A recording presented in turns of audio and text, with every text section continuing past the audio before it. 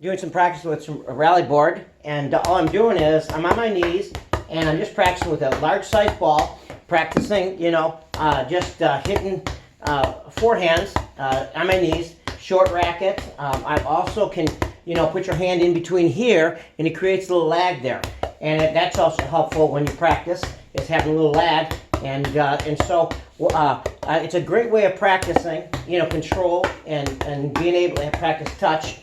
Whoops, I'm not doing too good in that one, but just practicing on a rally. I call it a rally board now. It's usually called a volley board, but straight up and down I call it a rally board. And just practicing lifting. Just feel touch. You're going for touch, and a lot of times what happens is you're hitting these strong players are hitting the ball so hard, and so sometimes the best thing to do is just dump that ball over, soft. Don't hit it hard. Don't give them pace, and make them come up, run up to get the ball, then lob them, hit angles, and try not to hit with someone that's a hitter. Try to give them a lot of different types of variety of balls, slices, dump the ball over with a drop shot, or a slice, or cutting the ball, or cutting the ball, slicing the ball, carving the ball, or however you want to call it. Try to take them off their game. And here is a practice, just practicing getting touch, learning how to touch that ball, and it's good to be able to hit hard. Okay, hit harder, and then soft, hard, soft. Okay, and so it's great to practice in different paces. So you got you hit hard, you hit soft, and so I encourage you to practice at home. And here's I'm practicing with a half racket.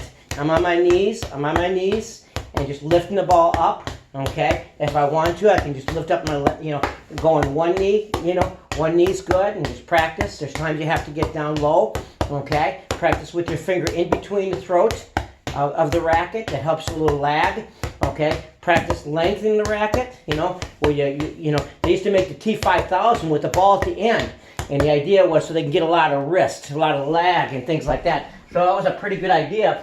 It's hard to find those T4 5000s that have that ball at the end, but and they're expensive if you order one online. So I have one, and so I'd like to have a few more. It's kind of a neat idea.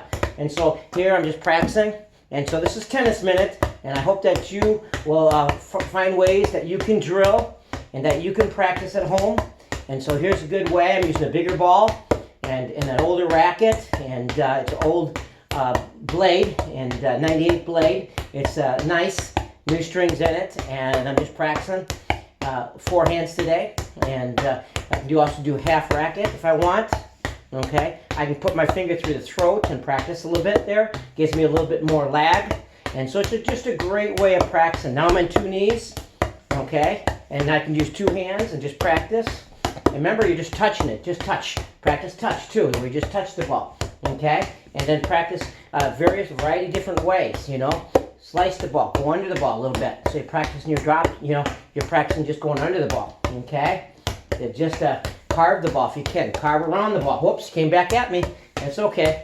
A little top spin, okay? And so practice, a great way to practice. And so I encourage you to find ways that to practice. And practice, of course, can be a lot of fun. So I encourage you to find ways to have routines for practices.